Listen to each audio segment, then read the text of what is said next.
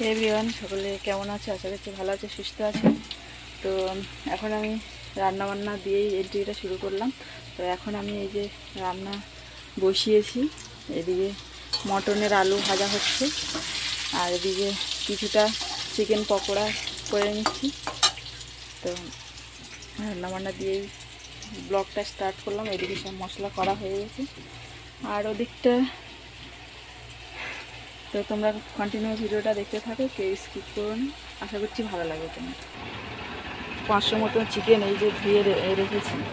তো এটাকে এবার ম্যারিনেট করব। তো এটাকে সাইডে রেখে দেবো এখন। এটা এখন সাইডে থাক, ততক্ষণ আমি পকোড়াগুলো ভেজে নিই। তো একবার এই যে পকোড়াগুলো ভেজে তুলে নিয়েছি। তো এখানে আরও কিছুটা আছে, এটাকে ভেজে নেব।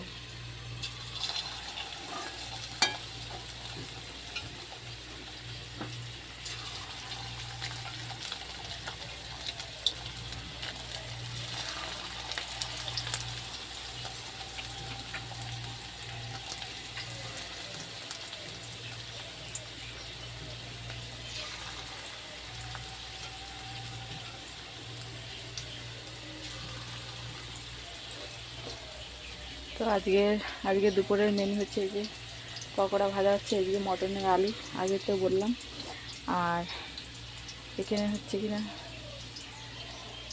আর এদিকে আছে কিছুটা মাছ এখনও কাটতে বাকি রয়েছে। তো এগুলো কেটে নেব।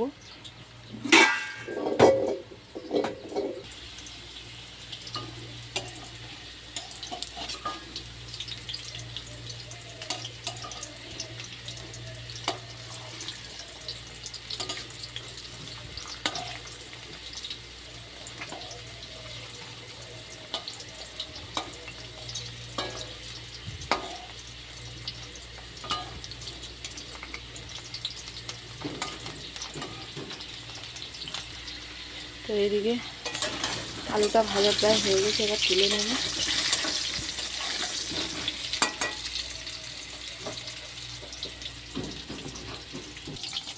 তো ওদিকে পকোড়াটা ভাজাচ্ছে, তো তখন আমি এদিকে মাংসটা ম্যারিনেট করে নেব।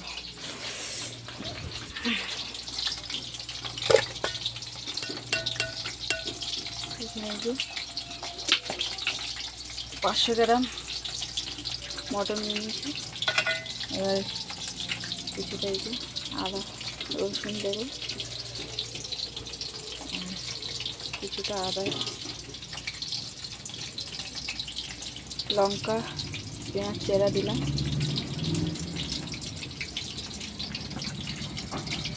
আর একটা টমেটো দিয়ে দিলাম। এইবার এতে দেব হলুদ,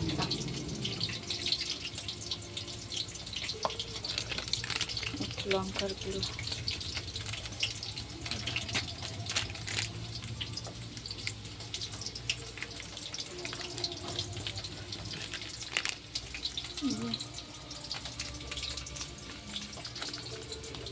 লঙ্কার গুঁড়ো, সামান্য একটু লবণ দিয়ে দিলাম।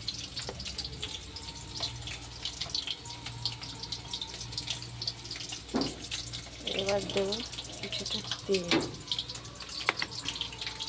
সরিষা তেল দিয়ে দিচ্ছি আমি। এবার এটাকে ম্যারিনেশন করে নেব।